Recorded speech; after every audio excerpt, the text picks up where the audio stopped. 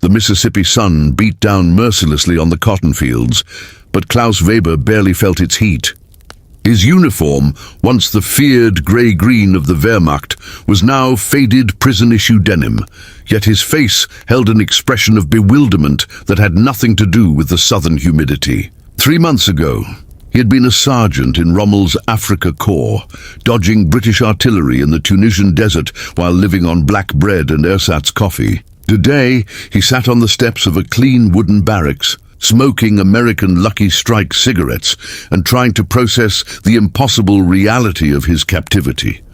Around him, the Camp Shelby prisoner compound buzzed with an activity that would have seemed absurd to anyone who understood what prison camps were supposed to look like. German prisoners played football in the recreation yard, their laughter carrying across fences that seemed more symbolic than restrictive. Others tended vegetable gardens that produced more food than many German civilians had seen in years. The camp bakery, run by a former baker from Munich, filled the air with the aroma of real bread made from white flour, a luxury that had vanished from the fatherland sometime in 1942.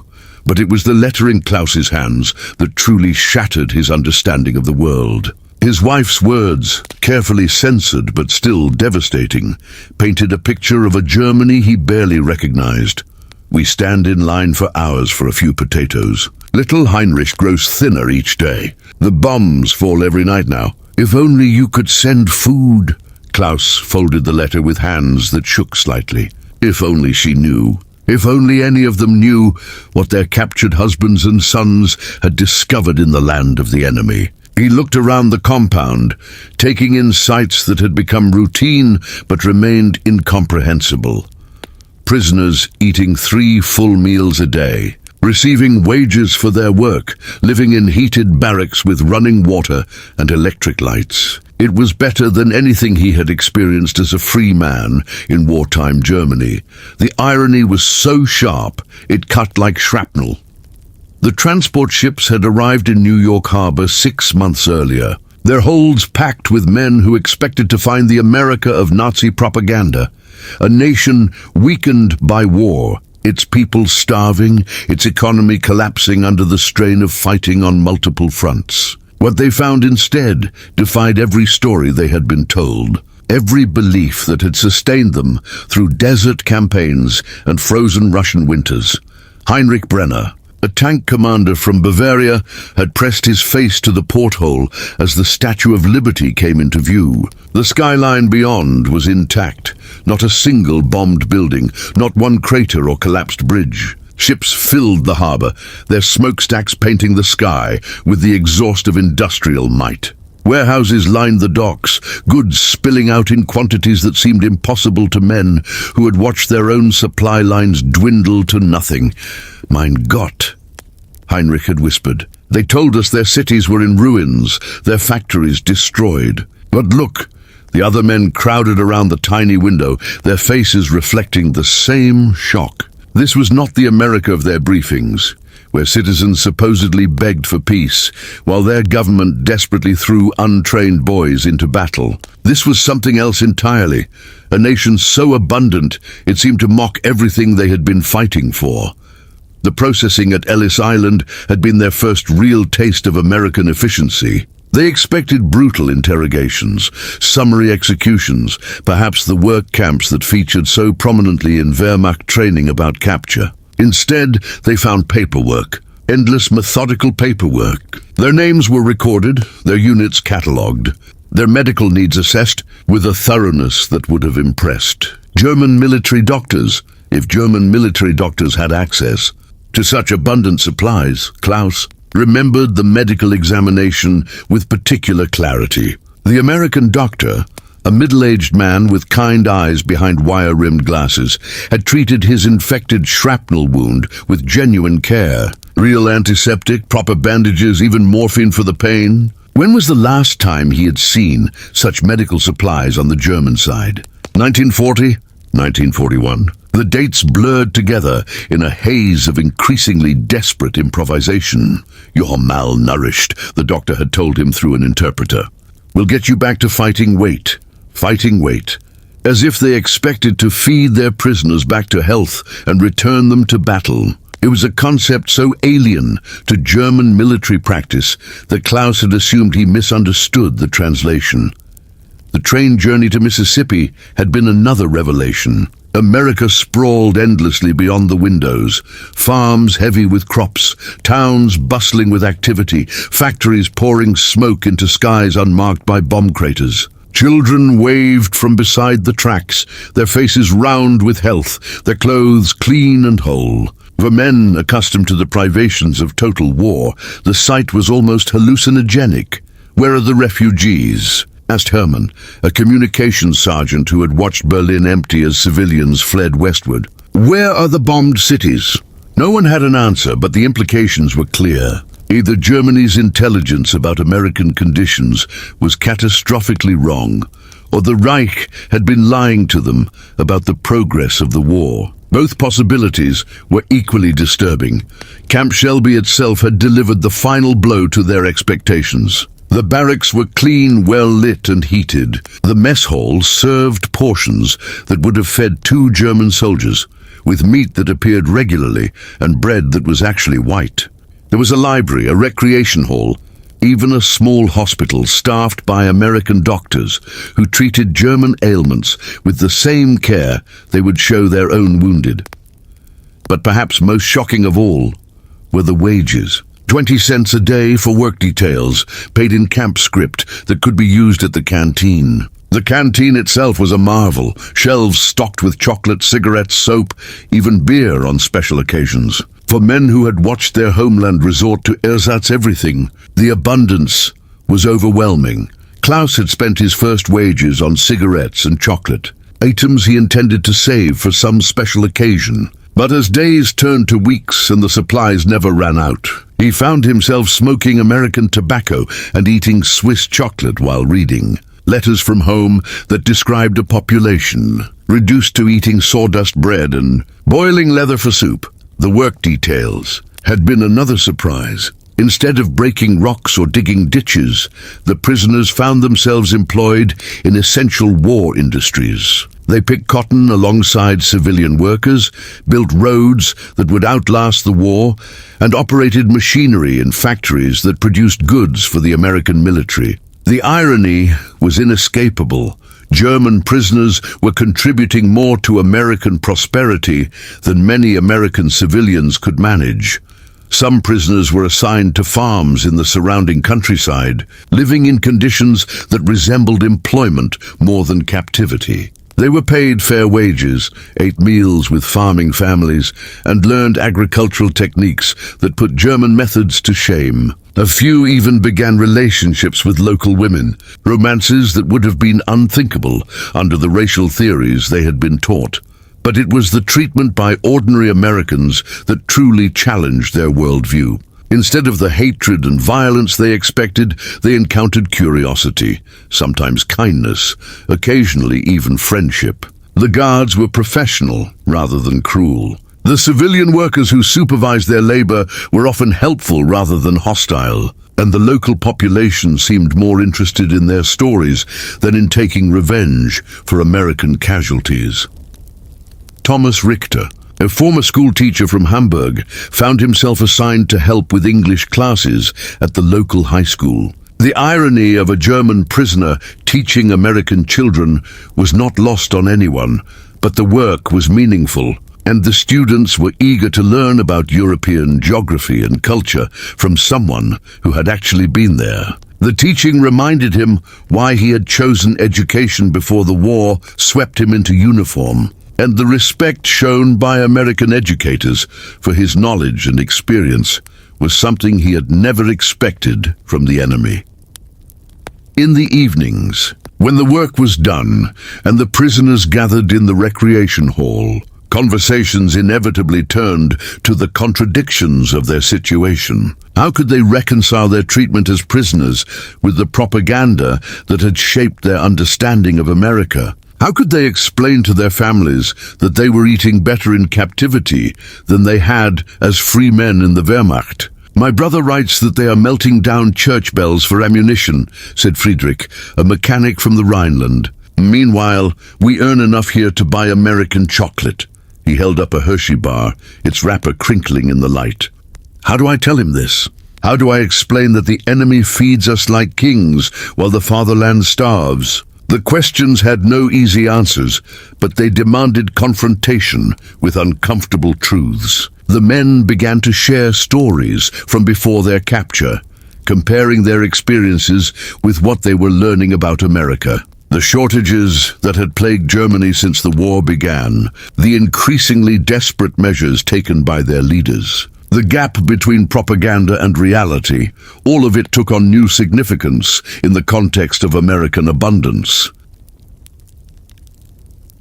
Some prisoners clung to their Nazi beliefs, insisting that American prosperity was temporary, built on the exploitation of others and destined to collapse. But others began to question everything they had been taught. If America was supposed to be weak and decadent, how had it managed to fight wars on multiple continents while maintaining such a high standard of living? If Americans were supposedly inferior racially and culturally, how had they built such an efficient and humane system for managing prisoners of war? The arrival of new prisoners brought fresh perspectives and troubling news from the front lines. Each transport ship carried men with stories of German retreats, failed offensives, and increasingly desperate conditions on the home front. The picture that emerged was of a Reich losing a war its leaders had promised would be won quickly and decisively. Klaus found himself writing carefully worded letters home, trying to convey reassurance without revealing the extent of his comfortable circumstances. How could he tell his hungry wife that he had gained 20 pounds in captivity? How could he describe the abundant medical care while she struggled to find aspirin for their sick child? The guilt of survival in comfort while his loved ones suffered was almost unbearable. But alongside the guilt came a growing awareness of possibilities he had never considered. America had not achieved its prosperity through the conquest and subjugation that German doctrine claimed were necessary for national greatness. Instead, it seemed to have built wealth through industrial innovation, agricultural efficiency, and systems of cooperation rather than domination. The implications for his understanding of politics, economics, and human nature were profound. The camp's educational programs became a revelation in themselves. American educators, recognizing that many prisoners were skilled professionals and intellectuals, organized classes in English, mathematics, science, and even American history and government. These classes were voluntary, but attendance was high, driven by curiosity about the society that had surprised them so thoroughly. Klaus enrolled in an American government class, taught by a professor from the University of Mississippi. The concepts they discussed, democratic representation, individual rights, the separation of powers, were familiar from his university days. But he had dismissed them as weaknesses that made Western democracies vulnerable to strong, unified states like Nazi Germany. Now, seeing how these systems functioned in practice, he began to understand them as sources of strength rather than weakness. The professor, Dr. Williams, was a patient teacher who encouraged questions and debate. He made no attempt to hide American problems or present his country as perfect. But he explained how democratic institutions allowed for criticism, reform, and adaptation in ways that rigid authoritarian systems could not match. The discussions were enlightening and disturbing in equal measure, challenging fundamental assumptions about governance and human nature that Klaus had accepted without question. One evening, after a particularly intense class discussion about civil liberties, Dr. Williams asked him privately, "What did you expect to find in America, Klaus?" Klaus considered the question carefully before answering. "We were told your people were weak, divided, lacking the will to fight a determined enemy. We expected to find a nation on the verge of collapse." Dr. Williams nodded thoughtfully. "And instead, I find a nation so strong it can afford to treat its enemies with dignity." Klaus paused, struggling with the implications of his own words. "It makes me wonder what else we were told that was not true."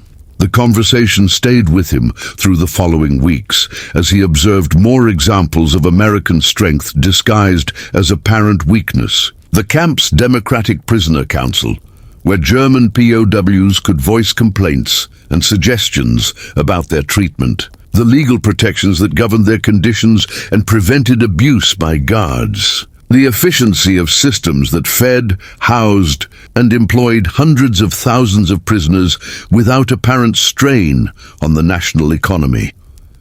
Each observation chipped away at his previous understanding of the world. Germany, with all its talk of superiority and destiny, was losing a war to a nation it had dismissed as decadent and weak. American prisoners in German hands faced starvation and brutality, while German prisoners in America gained weight and learned new skills. The contrast was stark and increasingly impossible to rationalize. The changing seasons brought new revelations. As autumn arrived, the prisoners were issued winter clothing that was warmer and better made than anything Klaus had worn in the German army. The barracks were heated efficiently, medical care continued without interruption, and food remained abundant even as letters from home described increasingly desperate conditions. Christmas 1943 brought perhaps the most surreal moment of Klaus's captivity. The camp organized a celebration that included traditional German carols alongside American songs. Local churches donated gifts: soap, cigarettes, books, even handmade scarves and gloves. The generosity of people whose sons and husbands were fighting German forces seemed impossible to comprehend within the framework of total war Klaus had always understood. He found himself standing in the mess hall, listening to German and American voices singing Silent Night together, and felt something fundamental shift inside his chest. These were not the demons of propaganda, not the weak and divided enemy of Nazi rhetoric. These were people capable of maintaining their humanity, even toward those who had fought to destroy them. The letter from his wife that arrived after New Year's was harder to read than usual. She wrote of a neighbor who had died from the cold, of children begging in the streets, of rations reduced again and again until starvation had become a constant companion. Meanwhile, Klaus had just finished a dinner of roast beef, potatoes and apple pie, followed by coffee that was actually made from coffee beans rather than the burned grain substitute that had become standard in Germany.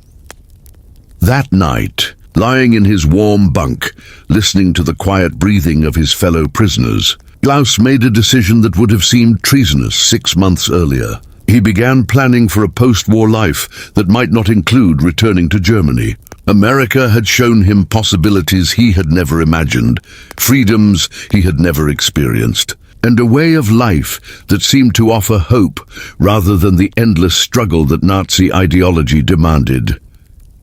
Other prisoners were reaching similar conclusions. Conversations in the barracks grew more philosophical, more questioning of the beliefs that had brought them to war.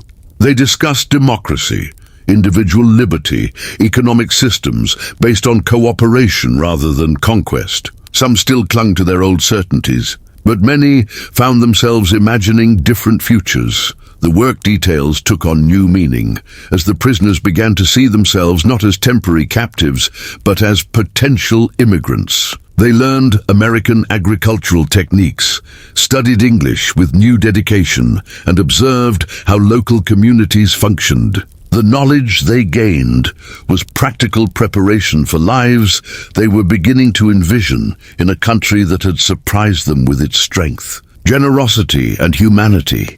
Spring brought news of German retreats on all fronts, of cities falling and armies collapsing. The Reich that had promised 1,000 years of glory was crumbling after little more than a decade. For the prisoners in Mississippi, eating fresh vegetables from gardens they had planted themselves, the news felt like confirmation of truths they had been slowly accepting.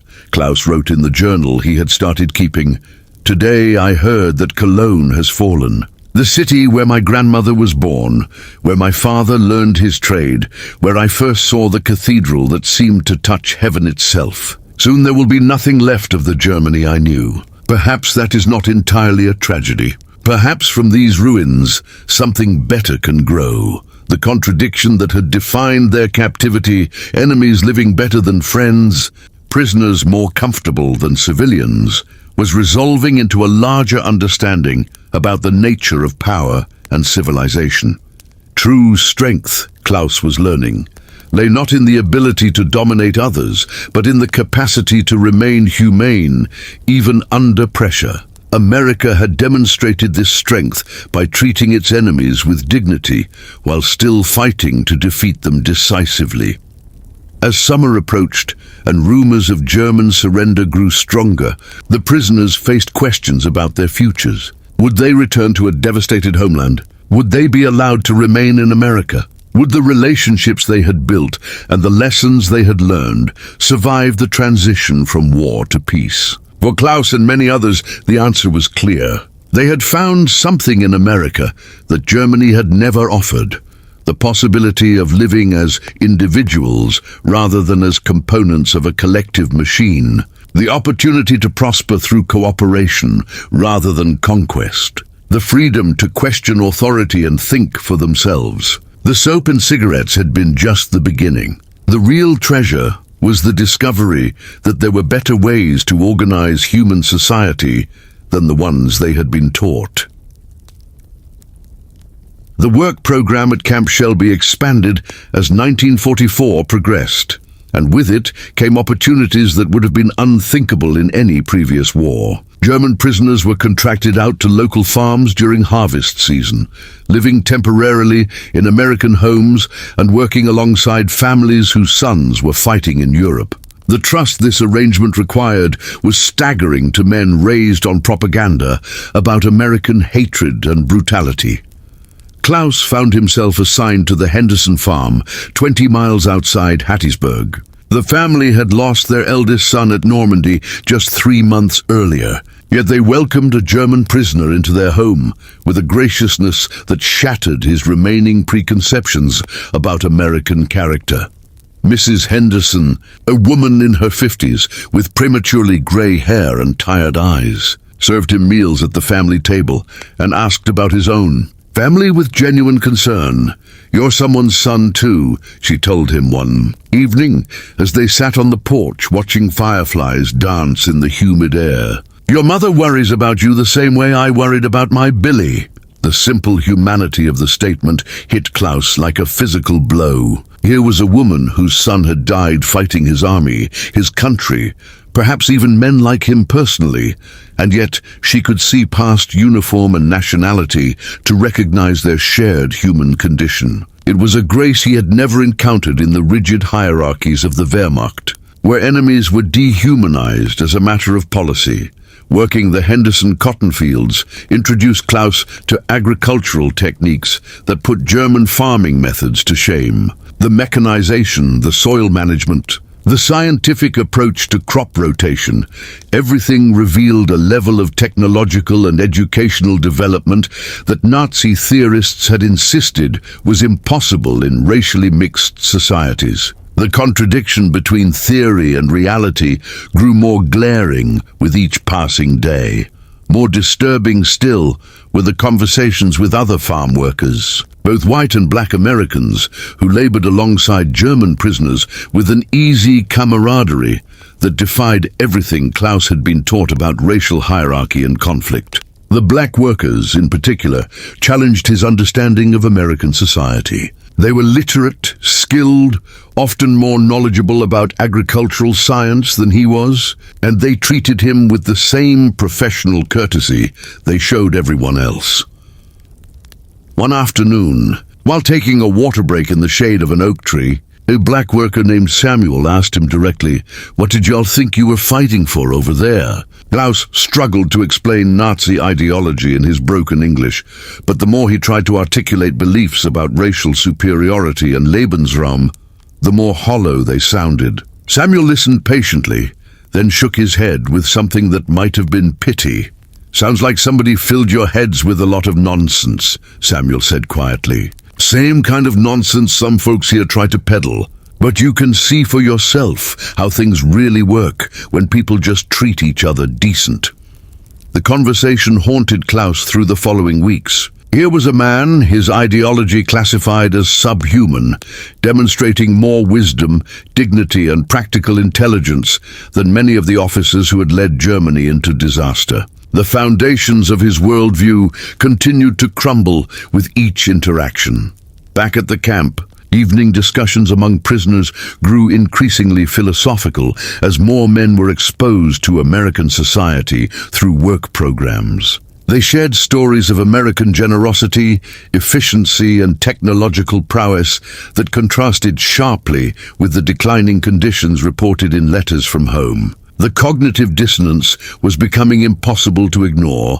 Heinrich Brenner, who had been assigned to a defense plant in Mobile, returned with tales that seemed almost fantastical to men familiar with German industrial conditions. The factory operated around the clock, producing Liberty ships at a rate that dwarfed anything German shipyards had achieved even at their peak. Workers were well-fed, well-housed, and organized in unions that negotiated with management for better conditions, a concept so foreign to German industrial relations that some prisoners refused to believe it. They build ships faster than we ever sank them, Heinrich told the gathered men one evening. And the workers go home to houses with electricity, running water, automobiles in the driveway. We were told America was on the verge of economic collapse, but I have seen more prosperity in one Alabama factory town than in all of Bavaria. The reports from defense plants revealed another uncomfortable truth. American industrial capacity was not merely superior to Germany's, it was operating at a level that made German production look almost medieval by comparison. The arsenal of democracy that President Roosevelt had promised was not propaganda, but visible reality. And it explained how America could fight global war while maintaining civilian prosperity. That exceeded German peacetime standards. Thomas Richter's experiences in education provided yet another perspective on American society. He had been assigned to help with a program teaching English to recent immigrants, Italians, Poles and others, seeking better lives in America. The diversity of the classes, the opportunity for advancement through education, and the optimism of people from dozens of different backgrounds painted a picture of a society that thrived on diversity rather than being weakened by it. They take people from everywhere, Thomas wrote in his own journal. Italian peasants, Polish farmers, Jewish refugees from Europe, and somehow they become Americans. Not by abandoning their heritage, but by adding it to something larger. We were taught that racial mixing creates weakness, but I see the opposite. I see strength drawn from many sources, like a river fed by countless streams. The educational opportunities available to prisoners themselves continued to astonish men accustomed to the rigid hierarchies of German society. Klaus enrolled in additional courses: American literature, basic engineering, even business management. The instructors treated German prisoners as students rather than enemies, sharing knowledge freely and encouraging intellectual curiosity that had been discouraged in Nazi educational systems. Dr. Williams, his government instructor, became something approaching a mentor. During office hours, he would discuss not just American political theory, but the practical challenges of democratic governance, the compromises necessary in diverse societies, and the ways that freedom and responsibility reinforced each other. These conversations were revelations to a man who had been raised to believe that strong leadership required unquestioning obedience. Democracy is messy, Dr. Williams admitted during one of their talks. People argue, they disagree, sometimes they make poor choices, but over time, systems that allow for criticism and correction prove more resilient than those that demand perfection from fallible human leaders. The wisdom of this observation became clearer as news from Germany grew increasingly desperate. The Reich that had promised efficiency through absolute authority was collapsing in chaos. while the supposedly chaotic American democracy continued to function with remarkable effectiveness despite the stresses of global war. Winter brought new challenges and new revelations. Christmas 1944 was celebrated with even greater generosity than the previous year, but it was the response to a different crisis that truly demonstrated American character. When a fire damaged one of the prisoner barracks, leaving 30 men temporarily homeless, the response was immediate and overwhelming. Local churches provided emergency shelter, families donated clothing and personal items, and the reconstruction was completed in record time with civilian volunteers working alongside camp personnel. Klaus, whose own barracks had been unaffected, watched American civilians working through the night to ensure German prisoners would not suffer from exposure to the Mississippi winter. The scene would have been incomprehensible to planners in Berlin, who had designed concentration camps for their own people. Here were enemy civilians sacrificing their time and resources to help enemy soldiers, simply because it was the right thing to do. The contrast with reports from Germany became even more stark. Letters described cities where bombing had left millions homeless, where civilian suffering was met with bureaucratic indifference, where the regime's response to crisis was to demand greater sacrifice rather than to provide relief. The moral difference between the two systems was becoming impossible to rationalize. As 1945 dawned, the prisoners faced a new question. What would happen when the war ended? Germany was clearly losing, with Soviet forces approaching Berlin and Allied armies closing in from the west. But the answer to their personal futures remained uncertain, and for many, the uncertainty was welcome. Returning to a devastated Germany held little appeal compared to the possibilities they had discovered in America. Klaus had been exchanging letters with Mrs. Henderson, who had offered to sponsor his immigration if the opportunity arose. The prospect of remaining in America, of building a life in a country that had shown him such unexpected generosity, seemed like a gift beyond measure. Other prisoners were receiving similar offers from American families and employers who had come to know them as individuals rather than as symbols of enemy ideology. The work programs had evolved into something approaching apprenticeships, with American businesses training German prisoners in skills they would need for post-war employment. Klaus learned modern agricultural techniques, Heinrich studied shipbuilding, Thomas prepared to teach in American schools. They were being equipped not just to survive in America, but to contribute to its continued prosperity. The irony was profound. Germany's enemies were preparing their captured soldiers for success, while Germany itself offered only destruction to its own people. The contrast spoke to fundamental differences in how the two societies viewed human potential and individual worth.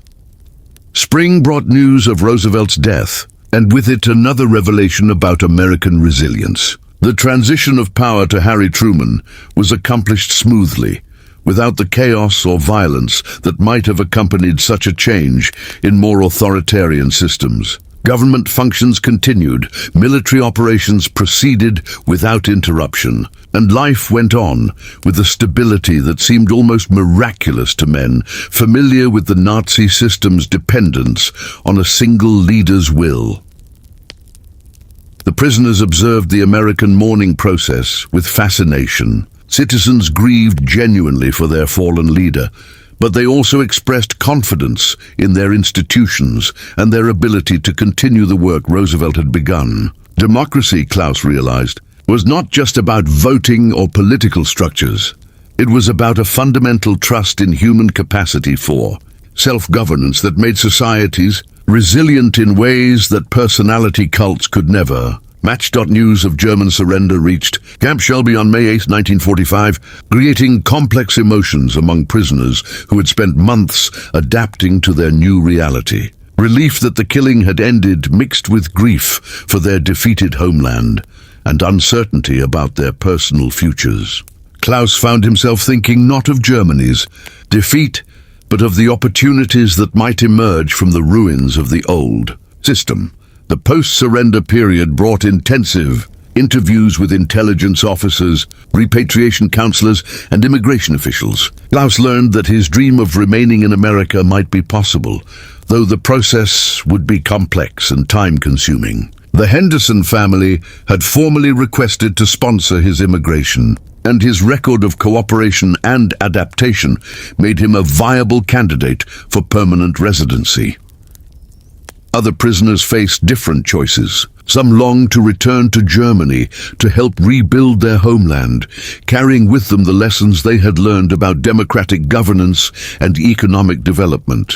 Others, like Klaus, saw their future in America, contributing to the society that had shown them such unexpected grace. A few chose to immigrate to other countries entirely, seeking fresh starts in nations that had not been involved in the European conflict. The diversity of choices reflected the transformation that captivity had wrought. Men who had arrived as uniform representatives of Nazi ideology were departing as individuals with their own dreams, goals, and values. The American system had not broken them. It had freed them to discover who they might become when liberated from the constraints of authoritarian thinking. Dr. Williams visited Klaus during his final weeks at Camp Shelby, bringing books to help with his transition to civilian life and offering words of encouragement for the challenges ahead. Their conversation ranged over the preceding months, the lessons learned, and the possibilities that lay ahead. "You've seen American democracy at work," Dr. Williams said. "Not the idealized version from textbooks, but the real thing with all its flaws and complications. What will you tell people about what you've learned?" Klaus considered the question carefully before responding. "I will tell them that strength and weakness are not what we thought they were. A society that can treat its enemies with dignity while still defeating them utterly, that is a strength we never understood. A system that can admit its mistakes and correct them, that is stronger than any ideology that claims to be." Perfect. The observation captured something essential about the transformation that thousands of German prisoners had experienced in American captivity. They had discovered that flexibility could be stronger than rigidity, that generosity could coexist with determination, and that societies built on individual freedom could achieve collective goals that authoritarian systems could never match. As Klaus prepared to leave Camp Shelby for his new life as an American immigrant, he reflected on the journey that had brought him from the African desert to the Mississippi cotton fields. The war had ended not just with Germany's military defeat, but with the ideological conversion of many who had fought for the Reich.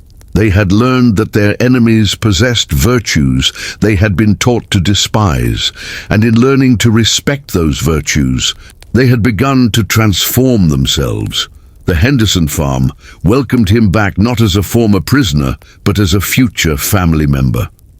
Mrs. Henderson had prepared a room in her house, arranged for him to continue his agricultural studies at the local extension college, and helped him navigate the immigration process with the same care she would have shown her own son. The generosity was overwhelming to a man who had expected to be reviled as a former enemy. His first letter to his wife, informing her of his decision to remain in America, was the most difficult he had ever written. He tried to explain his choice not as abandonment of his homeland, but as an opportunity to build something better, to apply the lessons he had learned about human dignity and democratic cooperation. He promised to bring her and their children to America when circumstances allowed, to share with them the prosperity and freedom he had discovered in captivity. The response, when it finally arrived months later, carried news of a Germany struggling to emerge from the ruins of Nazi rule. His wife wrote of hunger and homelessness, but also of new possibilities emerging as democratic institutions were established under Allied guidance. She understood his choice and looked forward to joining him in a country that had shown such unexpected mercy to its former enemies.